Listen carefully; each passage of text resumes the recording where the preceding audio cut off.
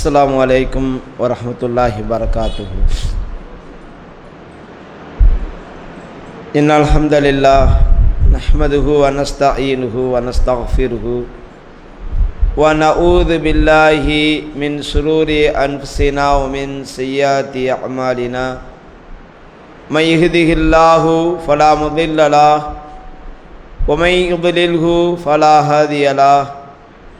अशहदु अन ला इलाहा इल्लल्लाह वहदहु ला शरीक लहु व अशहदु अन्न मुहम्मदन अब्दुहु व रसूलुहु अम्मा बाद। औज़ु बिल्लाहि मिनश शैतानिर रजीम। या अय्युहल्लज़ीना आमनुत्तक़ुल्लाह हक़्क़ तुक़ातिही व ला तमूतुन्ना इल्ला व अंतुम मुस्लिमून।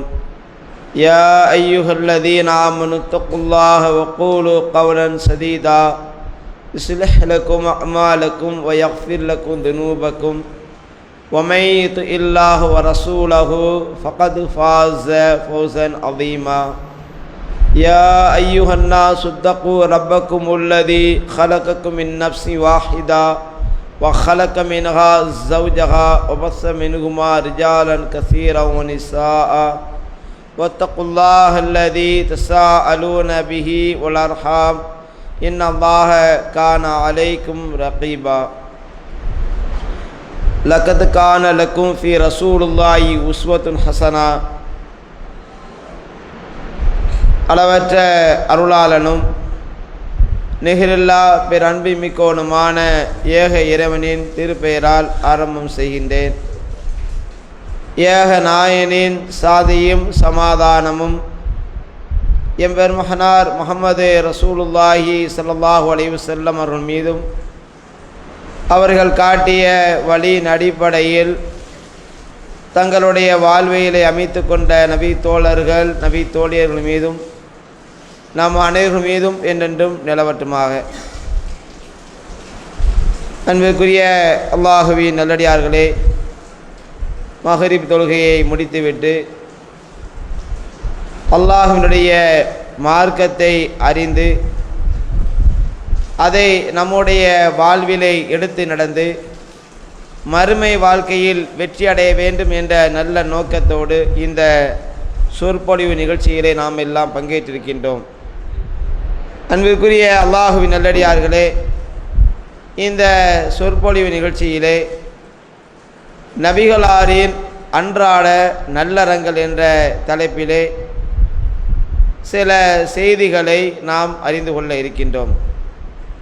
அன்புக்குரிய அல்லாஹுவின் நல்லடியார்களே, அல்லாஹு தாலா இந்த உலக வாழ்க்கையில் இந்த உலகத்தில் மனித சமுதாயத்தை படைத்து அந்த மனித சமுதாயம் இந்த உலகத்தில் நேர்வழியில் நடந்து மறுமையில் வெற்றியடைய வேண்டும் என்பதற்காக நேர்வழியை எடுத்துச் சொல்வதற்காக இறைவன்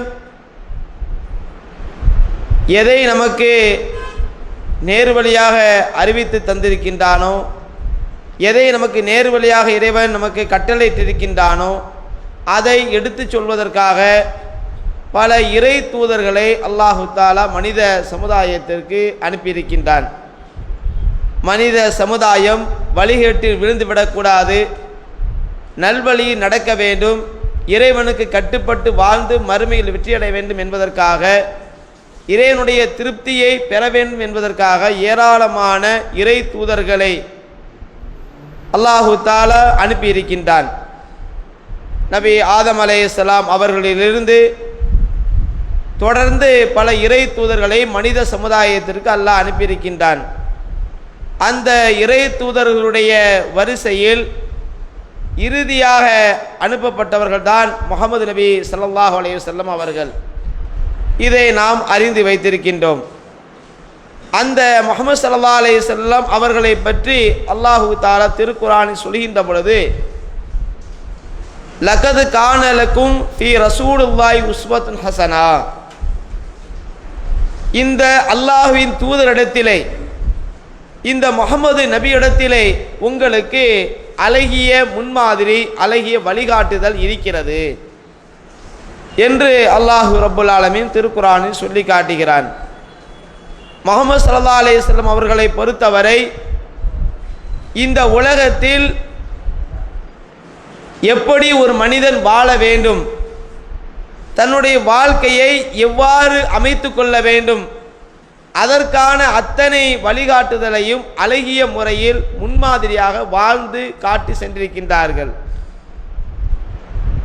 அந்த இறை தூதர் இந்த உலகத்தினுடைய முன்மாதிரியாக மட்டுமில்லாமல் மறுமையில் ஒரு மனிதன் ஈரற்றத்தை பெற வேண்டும் என்றால், வெற்றி பெற வேண்டும் என்றால், அதற்கு அவன் எப்படிப்பட்ட முறையில் தன்னுடைய வாழ்க்கை அமைத்து கொள்ள வேண்டும், அதற்கான வழிகாட்டுதலையும் நபி அவர்கள் நமக்கு வழிகாட்டி சென்றிருக்கின்றார்கள்.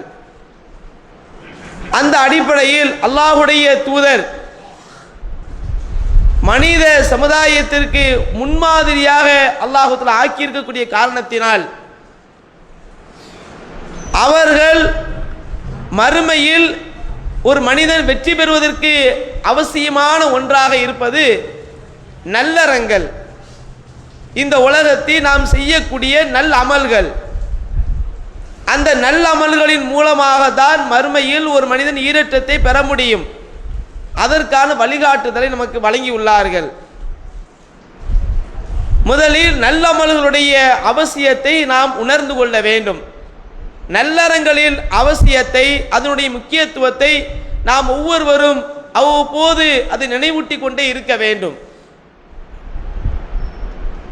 அல்லாஹ் தஆலா திருக்குர்ஆனில் சொல்லுகின்றான், பல வசனங்களில் மறுமை சம்பந்தமாக அல்லாஹ் சொல்லும் பொழுது, வாதல்லாஹுல்லதீன ஆமனு வஅமிலு ஸாலிஹாத்தி, யார் இறைவனை நம்பிக்கை கொண்டு நல்ல அமல்களை செய்கின்றார்களோ அவர்களுக்கு லஹும் மக்ஃபிரத்தும் வஅஜ்ருன் அஸீம், அவர்களுக்கு மன்னிப்பையும் மகத்தான கூலியும் இருக்கிறது.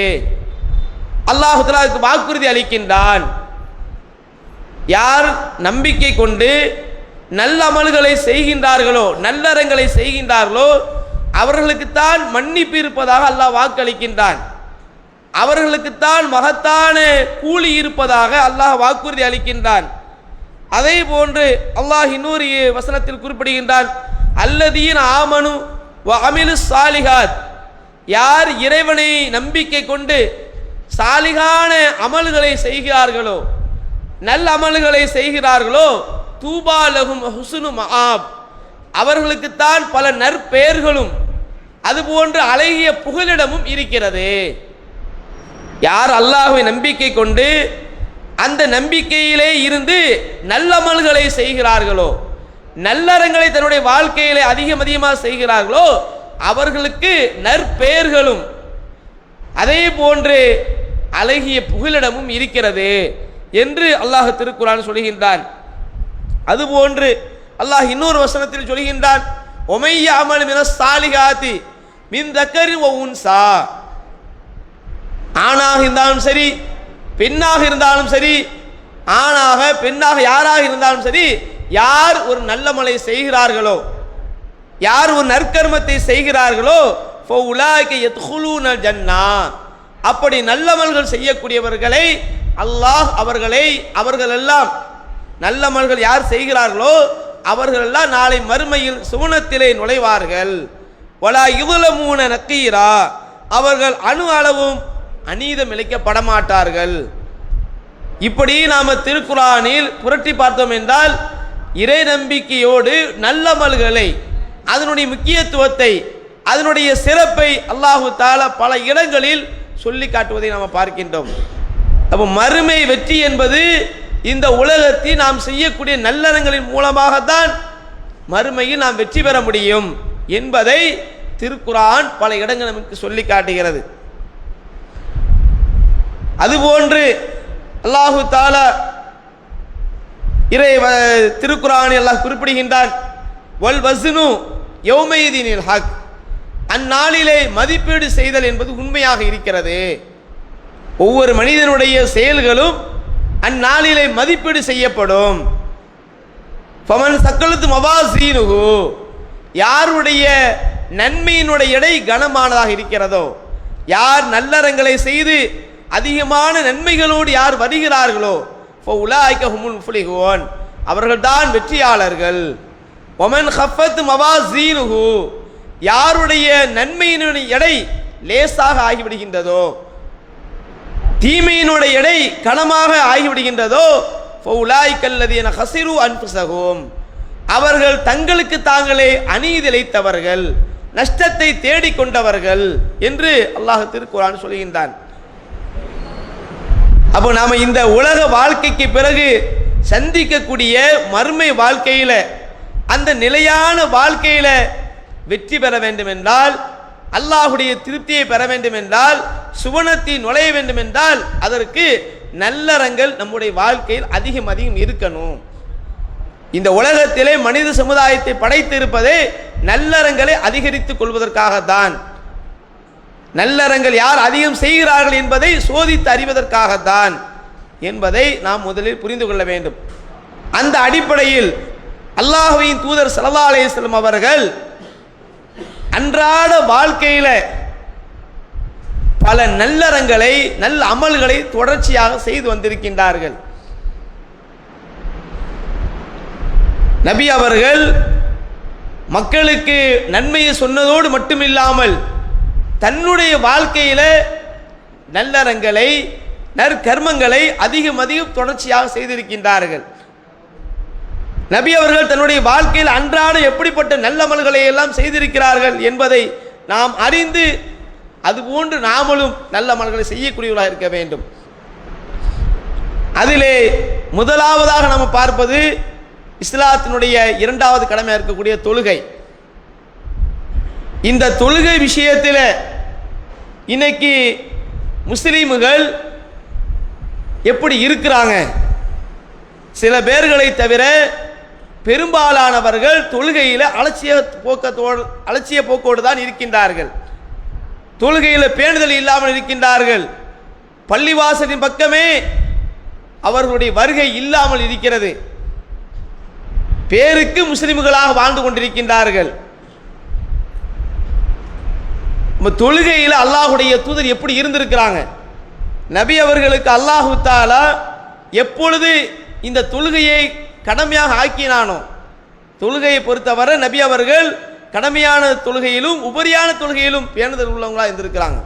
இப்போ கடமையான தொழுகையில் அல்லாஹு தஆலா எப்பொழுது இந்த தொழுகையை, இந்த வணக்கத்தை, இந்த நல்லறத்தை அல்லாஹுவின் தூதருக்கு கடமையாக ஆக்கினானோ, அதற்கு பிறகு தன்னுடைய வாழ்க்கையில் அவர்கள் மரணிக்கின்ற வரை எந்த ஒரு வக்தையும் விடாமல் எல்லா நேரமும் சரியான முறையில் பேணுதலாக அந்த தொழுகையை தன்னுடைய வாழ்க்கையில் அன்றாடம் கடைபிடித்திருக்கின்றார்கள். நபி அவர்கள் ஒரு நேரம் தொழுது ஒரு நேரம் தொழாமல் இருந்தார்கள் என்று எந்த ஒரு செய்தியும் நம்ம பார்க்க முடியாது. ஏதோ ஒரு வேலையின் காரணமாகவோ அல்லது வேற ஏதாவது காரணமாகவோ நபி அவர்கள் இந்த தொழுகை விட்டுட்டாங்க என்று நபியுடைய வாழ்க்கையில் நம்ம பார்க்க முடியுமா என்றால் அப்படி அவர்களுடைய வாழ்க்கையில் நம்ம பார்க்க முடியாது. அன்றாடம் செய்ய வேண்டிய கடமைகளில் முக்கியமான கடமை தொழுகை. இந்த தொழுகையில் நபி அவர்கள் பேணுதலாக இருந்திருக்கின்றார்கள். எந்த அளவுக்கு பேணுதலாக இருந்திருக்கிறாங்க என்பதை நம்ம பார்க்கின்ற பொழுது, நபி அவர்கள் ஒரு போர்க்களத்துக்கு போகின்றார்கள். 2 நாட்கள் பயண தொலைவு. அது பல செய்திகள் வருகிறது. அப்படி போர்க்களத்தை முடித்துவிட்டு நபி அவர்கள் திரும்பி வருகின்றார்கள். சஹாபாக்களோடு திரும்பி வருகின்றார்கள். அப்படி திரும்பி வரக்கூடிய நேரத்தில் ரொம்ப தூரம் போனதுனால சஹாபாக்களுக்கு ஒரு களைப்பு ஏற்படுகிறது. ஒரு ஓய்வு அவர்களுக்கு தேவைப்படுகிறது. ஓய்வு தேவைப்படுகிறது. அப்போ அல்லாஹ்வின் தூதரிடத்தில் சஹாபாக்கள் சொல்றாங்க, அல்லாஹ்வின் தூதரே, கொஞ்ச நேரம் ஒரு இடத்துல தங்கி கொஞ்சம் இளைப்பாரி விட்டு நாம் செல்லலாமே, தூக்கம் மிகைக்கிறது, உடம்பு ரொம்ப ஓய்வு தேவைப்படுகிறது, ரொம்ப அழுத்து போய் இருக்கிறது என்று அல்லாஹ்வின் தூதரிடத்தில் சொல்கின்றார்கள். அந்த சொல்லக்கூடிய நேரம் எப்படின்னா, ஃபஜ்ருக்கு கொஞ்ச நேரம் இருக்கிறது, ஃபஜ்ர் தொழுகைக்கு கொஞ்ச நேரம் இருக்கிறது. அப்படி இருக்கக்கூடிய நேரத்தில் சஹாபாக்கள் சொல்கின்றார்கள், கொஞ்ச நேரம் தூங்கிட்டு அதுக்கப்புறம் நம்ம பயணத்தை தொடருவோம் அப்படின்னு சொல்லும் பொழுது அல்லாஹ்வின் தூதர் சொல்றாங்க, இப்போ நம்ம இங்கே தூங்கிட்டோம்னா சுபு தொழுகை தவறி போயிடக்கூடாது. எவ்வளோ கவலை பாருங்க. எதுக்கு போயிட்டு வராங்க? போர்க்களத்துக்கு போயிட்டு வராங்க. இன்னைக்கு நம்முடைய வாழ்க்கையில் சில நேரத்தில் ஒரு மார்க்க விஷயத்தில் ஒரு மார்க்க பிரச்சாரம், ஒரு மார்க்க விளக்க பொதுக்கூட்டம், இது மாதிரியான ஒரு காரியத்தை நம்ம போயிட்டு வந்தோம்னா ஒரு 12 மணி 1 மணி ஆயிட்டுனா அன்றைக்கி சுபுக்கு நமக்கு இருக்காது. இப்போ சமீபத்தில் மாநாடு நடந்துச்சு. மாநாடு முடிச்சுட்டு 1 மணி 2 மணிக்கு வந்தது. அப்புறம் என்ன கேட்டால், நேற்று மாநாடு போயிட்டு 1 மணிக்கு தான் வந்தோம், அதனால் தூங்கிட்டோம், அன்றைக்கி சுபு அவ்வளோதான். இப்படி தான் நம்முடைய வாழ்க்கை. நமக்கு நம்மளே சமாதானம் சொல்லிக் கொள்ளுவோம். என்ன சமாதானம்? நம்ம ராத்திரி வரை முடிச்சிருந்தோம்ல, நல்ல விஷயத்தை தான் முடிச்சிருந்தோம், மார்க்கத்தை அறிவுக்காக போனோம், நல்ல விஷயத்துக்கு தானே போனோம். இது நமக்கு நாமளே ஒரு சமாதானத்தை கூறிக்கொண்டு அந்த தொழுகையில் ஒரு அலட்சிய போக்கோடு நம்முடைய வாழ்க்கை அமைத்துக் கொள்வோம். அதை ஒரு பேணுதல் நம்மகிட்ட இருக்குமா என்றால் இருக்காது. ஆனால் அல்லாஹுடைய தூதர் போர்க்களத்தை முடிச்சுட்டு வராங்க. போர்க்களத்தை முடிச்சுட்டு வந்த பிறகும் கூட சஹாபாக்கள் உடம்பு ரொம்ப களைப்பாக இருக்கிறது, கொஞ்சம் ரெஸ்ட் எடுத்துட்டு போகலாம், கொஞ்ச நேரம் தூங்கிட்டு போகலாம் என்று அல்லாஹ்வின் தூதரிடத்தில் கோரிக்கை வைக்கும் பொழுது அல்லாஹுடைய தூதர் இல்லை, வேண்டாம், நம்ம பயணத்தை தொடருவோம், இங்கே நம்ம தூங்கிட்டோம்னா சுபு மிஸ் ஆயிரும், ஏன்னா நமக்கு அந்த அளவுக்கு களைப்பு இருக்கிறது, தூக்கம் மிகச்சிரும், சுபு தொழுகை தவறி போய்விடும் என்று அல்லாஹுடைய தூதர் கவலையை தெரிவிக்கிறாங்க, ஒரு அச்சத்தை தெரிவிக்கிறாங்க. அப்படி தெரிவிக்கும் போது பிலால் ரலியல்லாஹு அன்ஹு அவர்கள் அல்லாஹ்வின் தூதரிடத்தில் வந்து சொல்கிறாங்க, அல்லாஹ்வின் தூதரே, நீங்கள் தூங்குங்க, கொஞ்சம் இலை பாருங்க, ஏனென்றால் நான் உங்களை எழுப்பி விடுறேன், நான் தூங்காமல் இருக்கிறேன் என்று பிலால் ரலியல்லாஹு அவர்கள் சொல்கின்றார்கள். அப்படி சொன்ன உடனே அல்லாஹ்வின் தூதர், அப்படியா, சரி, நீங்கள் தான் பொறுப்பு, நாங்கள் தூங்குறோம், தொழுகை நேரம் வந்த உடனே எல்லாத்தையும் எழுப்பி விட்டாரணும். அன்னைக்கு இந்த அலாரம்லாம் ஒன்றும் கிடையாது, இல்லை, தூக்கம் அதிகமாக இருக்கிறது, எனக்கு பயண களைப்பு. அப்போ அல்லாஹ்வின் தூதர் பிலால் அவர்களுடைய வாக்குறுதியை கேட்டு தூங்குறாங்க, சஹாபாக்களும் தூங்குறாங்க. பிலால் அவர்களும் கொஞ்ச நேரம் ஒட்டகத்தில் உட்கார்ந்துருக்கிறாங்க, ஒட்டகம் மேலே உட்காந்து கொஞ்ச நேரம் அவங்களால கட்டுப்படுத்திட்டு உட்கார்ந்துருக்கிறாங்க. அவங்களும் பயணத்துக்கு தான் வராங்க. இருந்தாலும் அல்லாஹ்வின் தூதருக்காக தன்னுடைய தூக்கத்தை தியாகம் பண்ணணும் என்பதற்காக அவங்க பொறுப்பேற்றுக்கிறாங்க. அப்போ அவங்க என்ன செய்கிறாங்க, அவங்களுக்கும் தூக்கம் மிகைக்கிறது, அவங்களும் தூங்கி விடுறாங்க. பிலால் அவர்களும் தூங்கி விடுகின்றார்கள். பயணத்தில் வந்த அத்தனை பேரும் அல்லாஹ்வின் தூதர் உட்பட அனைவரும் தூங்கி விடுகின்றார்கள். தூக்கத்திலிருந்து முதலாக அல்லாஹ்வின் தூதர் தான் முழிக்கின்றாங்க. தூக்கத்திலிருந்து முதல்ல முழிப்பு யாருக்கு வருதுன்னா ரசூலுல்லாஹ்க்கு தான் வருது. முழிச்சு பார்க்குறாங்க, சூரிய ஒளி முகத்தில் அடிக்குது. அல்லாஹ்வின் தூதர் பயந்தாங்கல்ல, சுபு தவறி போயிடும், சுபு தொழுகை தவறி போய்விடும் என்று பயந்தார்களே, அந்த பயம் சரியான ஒரு நிலையில் சரியான ஒன்றாக தான் அவர்களுடைய வாழ்க்கை ஏற்படுகின்றது. அவங்க சொன்ன மாதிரியே சுபு தொழுகை அந்த நேரம் தாண்டி சூரியன் உதித்து விடுகிறது. சூரிய ஒளி முகத்தில் படக்கூடிய நேரத்தை தான் அல்லாஹ்வின் தூதர் எஞ்சிக்கிறாங்க. ரசூல் ஸல்லல்லாஹு அலைஹி வஸல்லம் அப்படியே திடுக்கம் அடைகிறாங்க. என்ன இப்படி ஆகிப்போச்சே, சுபு தொழுகை இன்னைக்கு தவறி போய்விட்டதை நம்ம என்னைக்காவது கவலைப்பட்டிருக்கோமா? இன்னைக்கு எத்தனை பேர் தொழுகையாளிகளாக இருக்கக்கூடியவர்கள் கூட சில பேர் 4 வக்து தான், சில பேருக்கு 2 வக்து தான், மகரிபி இஷா, சில பேருக்கு லொஹர் அசர் மகரிபி இஷா, சுபு இல்லை. ஏன்னா நம்ம ராத்திரி வரதே 1 மணிக்கு 2 மணிக்கு தான் வரோம், எங்கே சுபு தொழுகிறது? நபி அவர்கள் தன்னுடைய வாழ்க்கையில் அன்றாடம் கடைபிடித்த வணக்கத்தில் முக்கியமான வணக்க தொழுகை. அதிலும் நபி அவர்கள் ஒரு போர்க்களத்தை முடிச்சுட்டு வந்திருக்கிறாங்க. சுபுஹு தொழுகையை சூரியன் உதித்த பிறகுதான் தூக்கத்திலிருந்து முழிக்கின்றார்கள். உடனே பிலாலை கூப்பிடுறாங்க, ஏன் பிலால்? பிலால் எழுந்திருக்காங்க, எழுந்திருப்பாங்க, ஐயோ நம்ம தூங்கிட்டோமே. உடனே ரசூலுல்லாஹ்ட்ட ஓடி வராங்க. பிலால் அவங்க ஓடி வராங்க, சொன்னீங்களே பாத்தியாலா, இன்னைக்கு சூரியன் உதிச்சிடுச்சு, சரி பிரச்சனை இல்லை, நம்ம அந்த இடத்த விட்டு உடனே பயணத்தை கிளப்பி கொஞ்சம் தூரம் போன பிறகு பாங்கு இக்காமத்து சொல்லப்பட்டு தொழுகை நடைபெறுகிறது. இதில் அல்லாஹ்வின் தூதர் பயப்படுறாங்க, தொழுகையை தவறி போய்விடும், அதுக்கப்புறம் திடுக்கமடைகிறாங்க, கவலைப்படுறாங்க, அதை பார்க்குறோம். அடுத்து இதில் இன்னொரு சட்டம், நம்மளை மீறி தூங்கிட்டோம்னா சூரியன் உதிச்ச பிறகுதான் முழிக்கிறோம்னா தொழுது கொள்ளலாம். அந்த எழுந்திரிச்ச உடனேயே அந்த தொழுகை நம்ம தொழுதறோம். நம்ம இப்போ ஒரு 6 மணிக்கு தான் எஞ்சிக்கிறோம் அல்லது ஒரு 7 மணிக்கு தான் எஞ்சிக்கிறோம்னா சரி 10 மணிக்கு தொழுதுக்கணும் அப்படின்னு சொல்லி எழுந்திரக்கூடாது. எஞ்ச உடனே முதல்ல போய் பாத்ரூம் போயிட்டு ஒளி செஞ்சுட்டு சுபு தொழுகையை முடிச்சிடணும். எப்போ நம்மளை மீறி தூங்கிட்டோம்னா, சில நேரத்தில் நமக்கு மனுஷன் தானே. அப்போ பிள்ளாடி அவங்க தான் சொல்கிறாங்க, அல்லாஹு தாலா எல்லா உயிரையும் கைப்பற்றுகிறான், அவன் நாடிய நேரத்தில் உயிரை திரும்ப விடுகிறான், தூக்கமும் சிறு மரணம் தான். அப்போ என்ன செய்கிறாங்க, நம்ம இந்த மாதிரியான நேரத்தில் நம்மளை மீறி தூங்கிட்டோம்னா உடனடியாக எழுந்திருச்சு நம்ம முழிப்பு வந்த உடனே நம்ம தொழுகையை முடிச்சிடணும். அது மார்க்கத்தில் குற்றம் கிடையாது. அப்போ நபி அவர்களுடைய வாழ்க்கையில் நம்ம பார்க்குறோம், ஒரு நேர தொழுகை தான், ஒரு சுபுகு தான். ஒரு பயணத்தில் ஒரு போரை முடித்து விட்டு வருகின்றார்கள், தொழுகை தவறி விடுகிறது. அல்லாஹ்வுடைய தூதர் கவலைப்படுறாங்க. அப்போ அன்றாடம் அவர்கள் கடைபிடித்த, பேணுதலாக கடைபிடித்த ஒரு வணக்கம் தொழுகை. இப்போ நாம் எப்படி இருக்கணும், நபி அவர்கள் எப்படி இருந்தாங்களோ அதுபோன்று நம்முடைய வாழ்க்கை ஆக்கி கொள்ளணும். தொழுகையில் பேணுதல் உள்ளவர்களாக ஒரு நேரம் கூட தவறிவிடக்கூடாது, காரண காரியத்தை காட்டக்கூடாது. ஏனென்றால் அது கடமையான ஒரு வணக்கம், கட்டாயமான ஒரு வணக்கம். நாம் அதை தொழுது விட வேண்டும். இது அன்றாடம் செய்ய வேண்டிய ஒரு காரியம். இதை நாம் புரிந்து கொள்ள வேண்டும்.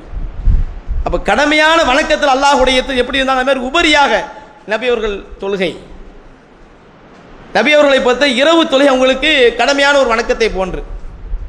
மற்றவங்களுக்கு அது உபரியாக இருந்தாலும் இரவு தொழுகையை பொறுத்தவரை நபி ஸல்லல்லாஹு அலைஹி வஸல்லம் அவர்களுக்கு அது ஒரு கடமையான ஒரு வணக்கத்தை போன்று, அது கடமையாக ஆக்கியிருக்கின்றான். இப்போ நபி அவர்கள் அந்த இரவு தொழுகையிலும் பேணுதல் உள்ளவர்களாக இருந்திருக்கிறாங்க. எல்லா நாட்களும் இரவு தொழுகை தொழுதுருவாங்க. பிந்திய பகுதியில் எழுந்திருச்சு நபி ஸல்லல்லாஹு அலைஹி வஸல்லம் அவர்கள் இரவு தொழுகையை பேணுதலாக கடைபிடித்தார்கள். இரவு தொழுகைன்னு சொல்றது சிறந்த ஒரு வணக்கம், அதிகமான நன்மைகளை பெற்றுத்தரக்கூடிய ஒரு வணக்கம். ஏனென்றால் அல்லாஹு தஆலா திருக்குர்ஆனில் அந்த பிந்திய நேரத்தினுடைய சிறப்பை பற்றி சொல்கின்ற பொழுது, அந்த பிந்திய நேரத்தில் எழுந்திருச்சு அல்லாஹ் வணங்குறாங்களே அவங்களுடைய சிறப்பை எல்லாம் சொல்லி காட்டுகிறான். தத்தஜாஃபா ஜுனூபுஹும் அனில் மலாஜி, சில அடியார்கள் இருக்கிறார்கள், அவர்களுடைய விலாப்புறங்கள் படுக்கையிலிருந்து விலகும்.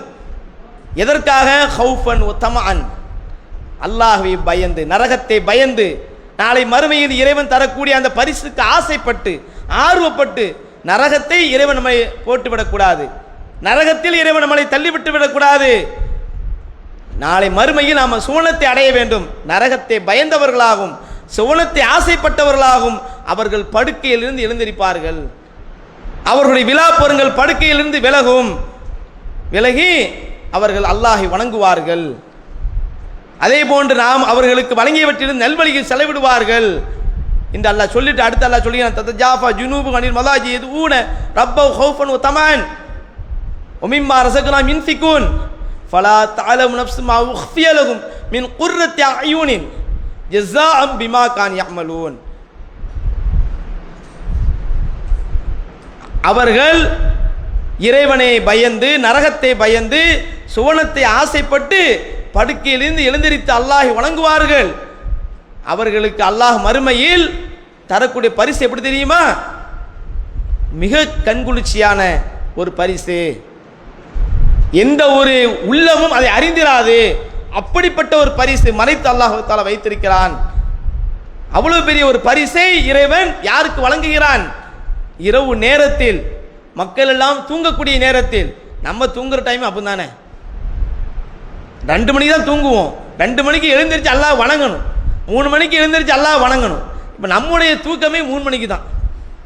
இரவு முழுவதும் இன்னைக்கு பகலாக தான் இருக்கிறது, இன்னைக்கு இரவு முழுவதும் பகலாக தான் இருக்கிறது. அப்போ நபி ஸல்லல்லாஹு அலைஹி அவர்கள் இஷா தொழுதுட்டு படுத்துருவாங்க.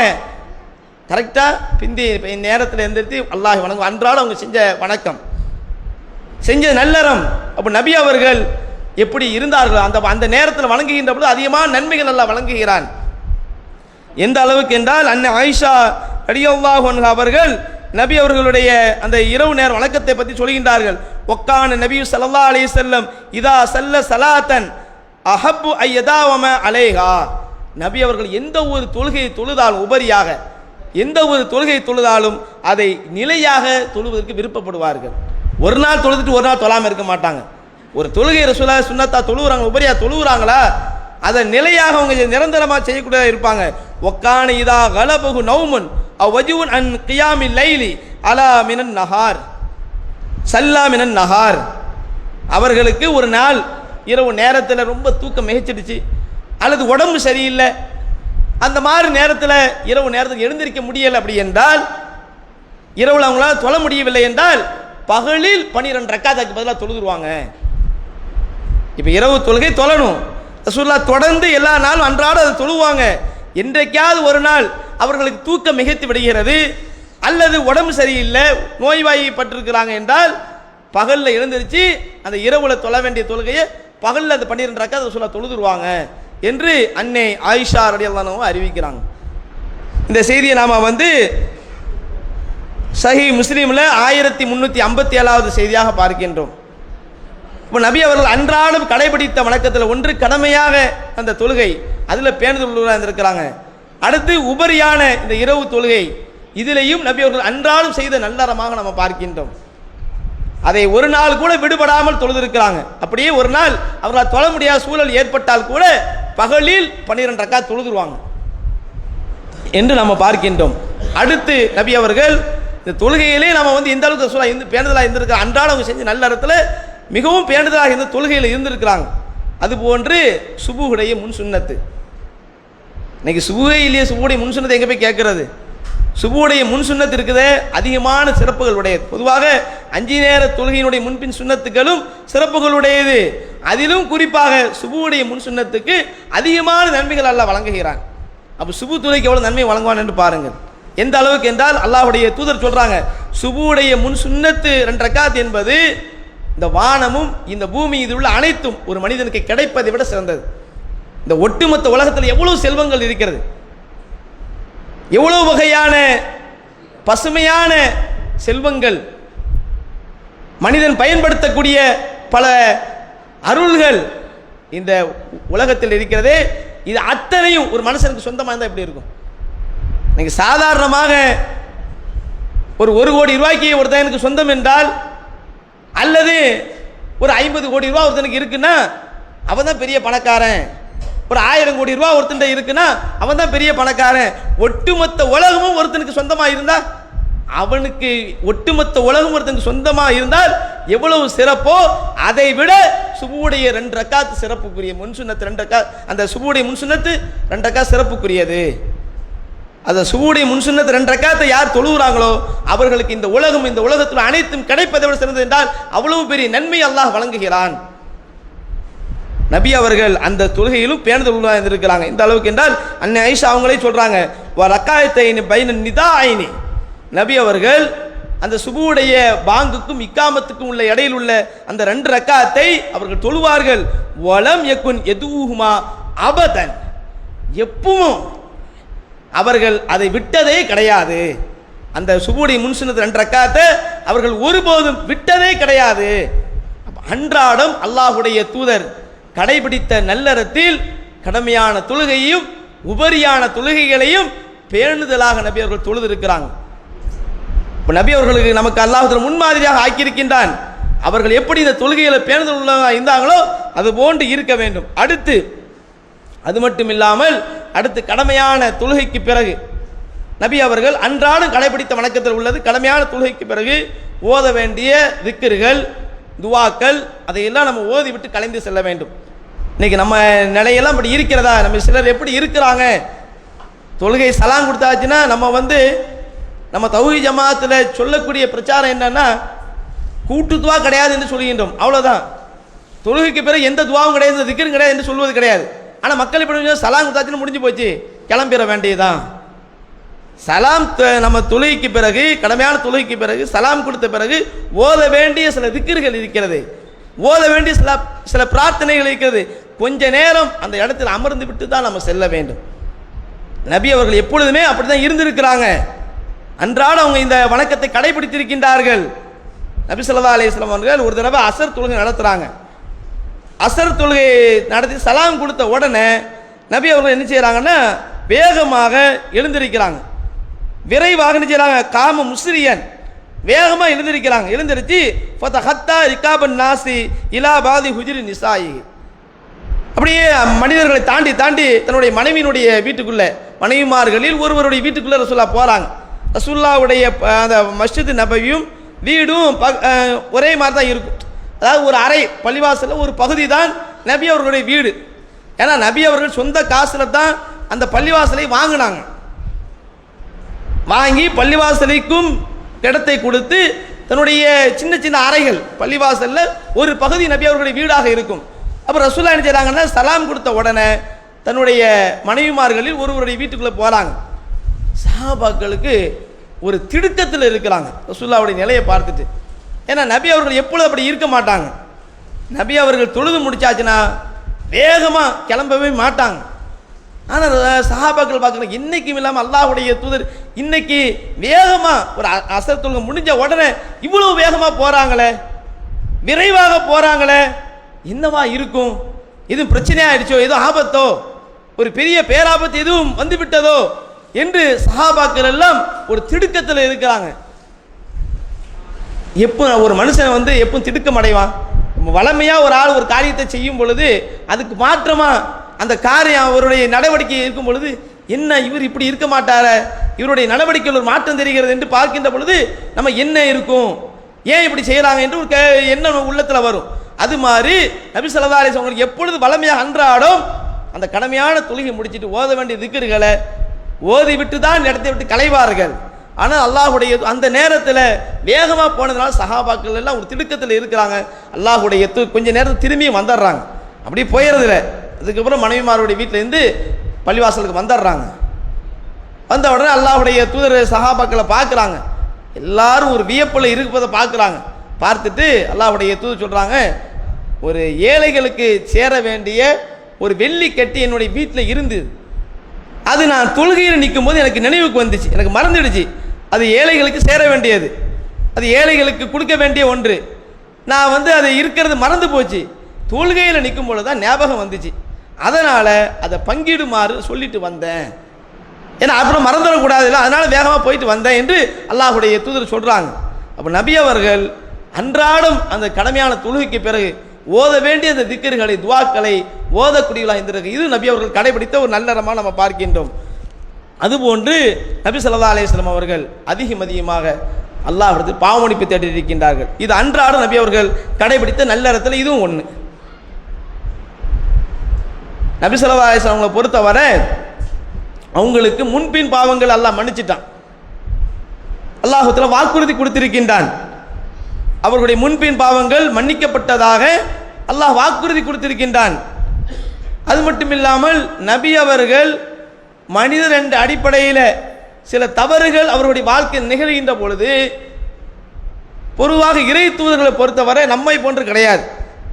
அவர்கள் மனிதர் என்ற அடிப்படையில் ஒரு தவறு அவங்களுடைய வாழ்க்கையில் நிகழ்ந்தது என்றால் நேரடி அல்லாஹ்வின் கண்காணிப்பில் அவங்க இருப்பாங்க. உடனே இறைவன் புறத்திலிருந்து இறை செய்தி அருளப்பட்டது திருத்தப்பட்டு விடும். நபி அவர்களுடைய வாழ்க்கையில் பாவம் என்று மனிதன் அடிப்படையில் தவறு நிகழும். ஆனால் நம்முடைய வாழ்க்கையில் தவறு நிகழும் என்றால் உடனடியாக இறைவன் புறத்திலிருந்து திருத்தப்படாது.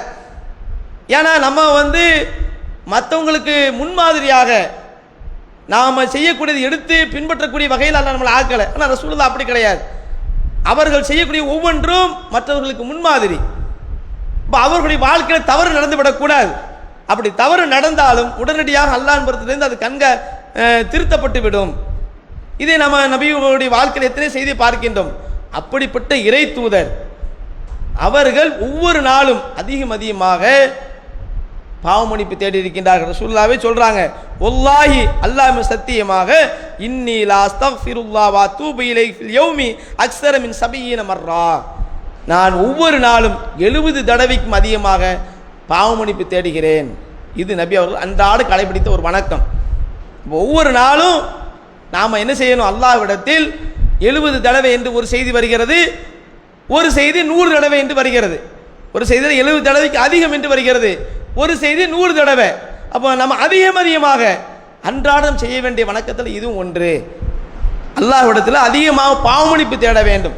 ஏன்னா நம்முடைய வாழ்க்கையில் நன்மைகளை விட பாவங்கள் மிகைத்து நிற்கின்றது. நன்மைகள் என்று நம்மால் விரல் விட்டு எண்ணிவிட முடியும். தீமைகளை நம்மால் விரல் விட்டு எண்ண முடியாத அளவுக்கு தீமைகள் மிகத்தி நிற்கின்றது. நம்முடைய கண்ணால் எத்தனை தீமை செய்கிறோம் நம்மளால் எண்ண முடியுமா? நம்முடைய நாவால் எத்தனை தீமை செய்கிறோம், பாவமான காரியங்கள் பேச்சு எத்தனை பேச்சு இருக்குது, எண்ண முடியுமா? அதெல்லாம் எண்ணி முடிக்க முடியாது. எண்ணில் அடங்காத அளவுக்கு நம்முடைய கண்ணால், நாவால், காதால், நம்முடைய ஒவ்வொரு உடல் உறுப்புகளாலையும் பாவங்கள் மிகத்தி நிற்கின்றது. ஆனால் நன்மைகளை ஒரு கணக்கிட்டு சொல்லிடலாம். இப்போ காலையில் தூங்கி எஞ்சதிலிருந்து இப்போ மகரிப் நேரம் வரை எத்தனை நன்மையான காரியங்கள் செஞ்சுருக்கிறோம் போட்டு சொல்லிடலாம். நம்ம ஒரு 1/4 மணி நேரம் குரான் ஓதணும், சுபானில் ஒரு தடவை சொன்னோம், இந்த ஆள்கிட்ட இந்த ஒரு நன்மையை எடுத்து சொன்னோம், 5 நேரம் இந்த சுன்ன தொழுதோம், பரல தொழுதோம் என்று நம்மளால் ஒரு கணக்கு போட்டுற முடியும். ஆனால் எத்தனை தீமை செஞ்சோம், நம்முடைய பேச்சில் எத்தனை பாவமான பேச்சு இருந்துச்சு எண்ணி சொல்ல முடியுமா? ஏன்னா நம்ம கணக்கே வைக்க மாட்டோம். நம்மளை அறியாமலே பாவமான காரியங்கள் நம்மிடத்தில் மிகுத்தி நிற்கின்றது. அப்போ அந்த பாவங்கள் மன்னிக்கப்பட வேண்டும். அப்போ அன்றாடம் நாம் அதிகமாக அல்லாஹ்விடத்தில் பாவமன்னிப்பு தேட வேண்டும். பாவமன்னிப்பு தேடுவதன் மூலமாக இறைவனுடைய கோப பார்வை விட்டும் நாம் நாளை மறுமையில் தப்பிக்க முடியும். அப்போ நபி அவர்கள் அன்றாடம் செய்த வணக்கத்தில் ஒன்று தொழுகை, அடுத்து கடமையான தொழுகைக்கு பிறகு ஓதக்கூடிய அந்த திக்ருகள், அடுத்து அதிகமாக இஸ்திக்ஃபார். நபி ஸல்லல்லாஹு அலைஹி வஸல்லம் அவர்கள் ஒவ்வொரு நாளும் 100 தடவை பாவமன்னிப்பு தேடி இருக்கிறார்கள் என்று ஒரு செய்தி வருகிறது. அப்போ அந்த அடிப்படையில் அதிகமாக நம்ம இஸ்திக்ஃபாரை மேற்கொள்ள வேண்டும். அதுபோன்று நபி அவர்கள் அன்றாட கடைபிடித்த வணக்கங்களில் பிரார்த்தனை என்பது சிறந்த ஒரு வணக்கம். நபி ஸல்லல்லாஹு அலைஹி வஸல்லம் அவர்கள் தன்னுடைய வாழ்க்கையில் அன்றாடம் ஓத வேண்டிய பல பிரார்த்தனைகளை நமக்கு சொல்லி தந்திருக்கிறாங்க. நபி அவர்கள் அதை செய்திருக்கிறாங்க. நபி ஸல்லல்லாஹு அலைஹி வஸல்லம் அவர்கள் இரவு தொழுகைக்காக கண் விழிக்கக்கூடிய நேரத்தில் முடித்த உடனே அப்படியே முகத்தை தடவிட்டு ஒரு பிரார்த்தனை ஓதுவாங்க. ஓதிட்டு தான் அந்த இடத்த விட்டு எழுந்திருச்சு தன்னுடைய தேவைக்காக செல்வாங்க. இரவு தொழுகைக்காக ரசூலுல்லாஹ் எழுந்திரிச்சிட்டாங்கன்னா உடனே எஞ்சி போக மாட்டாங்க, உட்கார்ந்து ஒரு பிரார்த்தனையை நபி அவர்கள் ஓதுவாங்க. எல்லா நாளும் அன்றாடம் அவங்க செஞ்ச ஒரு வணக்கம், ஒரு கடைபிடித்த ஒரு நல்லறம். கான நபி ஸல்லல்லாஹு அலைஹி வஸல்லம் எதுவும் மினல் லைலி, நபி ஸல்லல்லாஹு அவர்கள் இரவு தொழுகைக்காக எழுந்து விட்டார்கள் என்றால் ஒரு பிரார்த்தனையை அல்லாஹ்வுடைய ஓதுவாங்க. அது என்ன பெரிய பிரார்த்தனை? அல்லாஹும்ம லக்கல் ஹம்து அந்த ரப்பு ஸமாவாதி வல் அர்தி வலக்கல் ஹம்து அந்த கையிமு ஸமாவாதி வல் அர்தி ஒமன் ஃபீஹின லக்கல் ஹம்து அந்த நூறு ஸமாவாதி வல் அர்தி கவுலுக்க ஹக்குன் வவாதுக்கல் ஹக்குன் என்று ஒரு நீண்ட பிரார்த்தனை. அந்த பிரார்த்தனையை நபி அவர்கள் ஓதிவிட்டு தான் என்ன செய்வாங்க, தன்னுடைய தேவைக்காக செல்வாங்க. அப்போ நபி அவர்கள் அன்றாட தன்னுடைய வாழ்க்கையில் இரவு தொழுகைக்காக எழுந்தரித்த பிறகு இந்த பிரார்த்தனை ஓதும். இதை நாம் மனனம் செய்து கொள்ள வேண்டும். அப்படி தெரியவில்லை என்றால் பார்த்தாவது பக்கத்தில் துவாவுக்கு வச்சுக்கிடணும். தூங்கி எஞ்ச உடனே அந்த துவாவை பார்த்து என்ன, இன்றைக்கி மொபைலெல்லாம் இருக்குது, மொபைலில் அந்த பிரார்த்தனையை நம்ம வச்சுக்கிட்டோம்னா எடுத்த உடனே அதை ஒரு 2-3 நாளைக்கு பார்த்து ஓத வேண்டி வரும். அதுக்கப்புறம் அப்படி ஓத நமக்கு என்ன செஞ்சு ஒரு மனப்பாடம் ஆயிரும். அந்த பிரார்த்தனைகளை எப்படி நபி அவர்கள் அன்றாட அதை தொடர்ந்து செஞ்சுருக்கிறாங்களோ அதுபோன்று நம்முடைய வாழ்க்கையில் இந்த பிரார்த்தனை நம்ம ஓதக்கூடியவர்களாக இருக்க வேண்டும். அதுபோன்று நபி ஸல்லல்லாஹு அலைஹி வஸல்லம் அவர்கள் அதிகமாக சில காரியங்களை விட்டு அன்றாட பாதுகாப்பு தேடுவாங்க, அதிகமாக பாதுகாப்பு தேடுவாங்க. ஒன்று கபருடைய வேதனை. அன்றாடம் அவங்க இந்த பிரார்த்தனையை கேட்டுக்கிட்டே இருப்பாங்க. இறைவா அல்லாஹ் இன்னி அஊது பிக்க மினல் கபர். ஏன்னா மறுமையினுடைய வாழ்க்கையினுடைய முதல் நிலை கபருடைய வாழ்க்கை தான். அந்த கபருடைய வாழ்க்கையில் ஒரு மனிதன் ஈரட்டம் பெற வேண்டும். ஏனென்றால் அது ஒரு தனிமையான ஒரு வாழ்க்கை. அங்கே யாரையும் நம்ம பார்க்க முடியாது. மண்ணறைக்குள் வைத்துவிட்டு சென்றார்கள் என்றால் மலக்குகள் உயிரை கொடுத்து விசாரணை செய்வார். நம்ம அதை பற்றி நிறைய செய்திகளை தெரிஞ்சு வச்சிருக்கிறோம், கேள்விப்பட்டிருக்கிறோம்.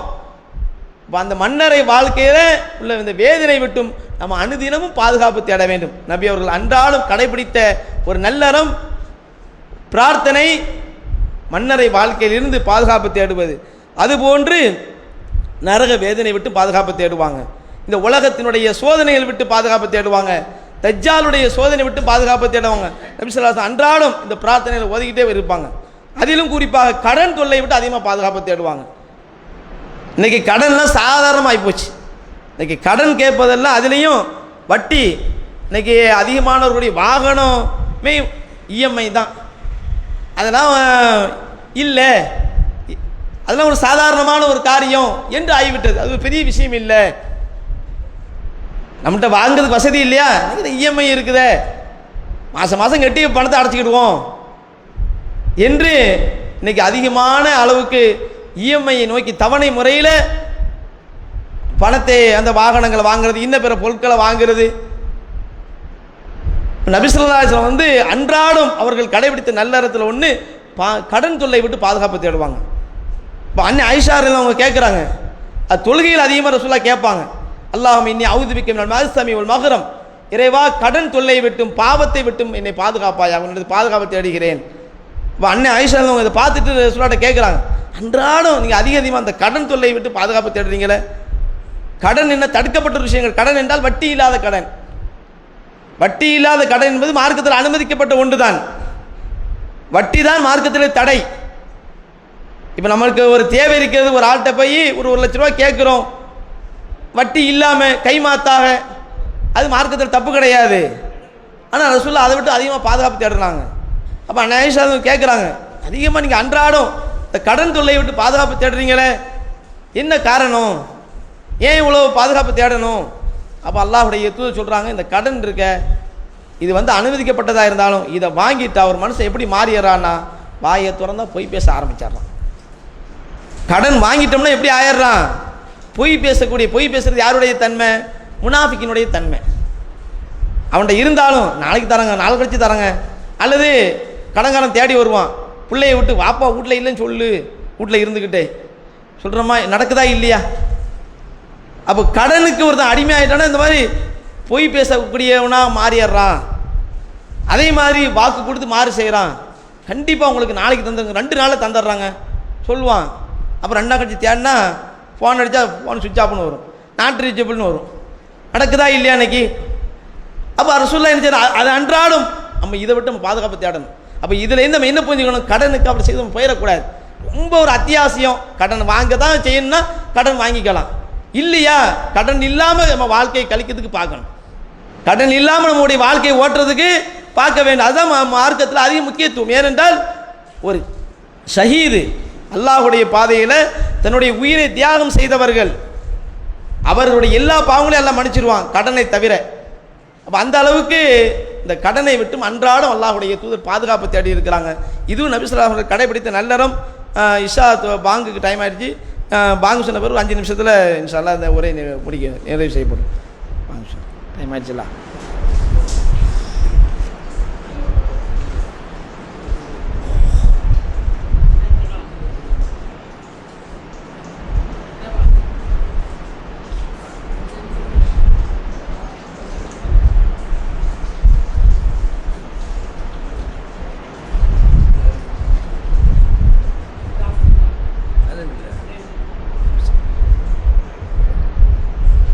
الله أكبر الله أكبر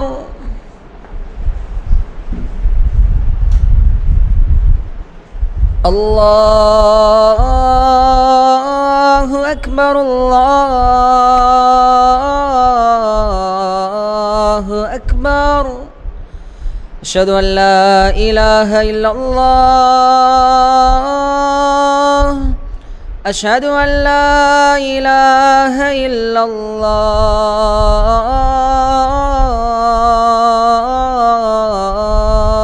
الله أشهد أن محمدا رسول الله أشهد أن محمدا رسول الله حي على الصلاة حي على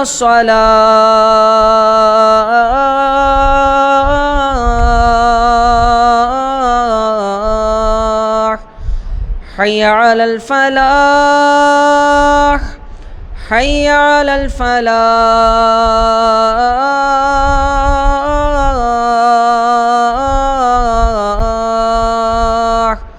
الله أكبر الله أكبر لا إله إلا الله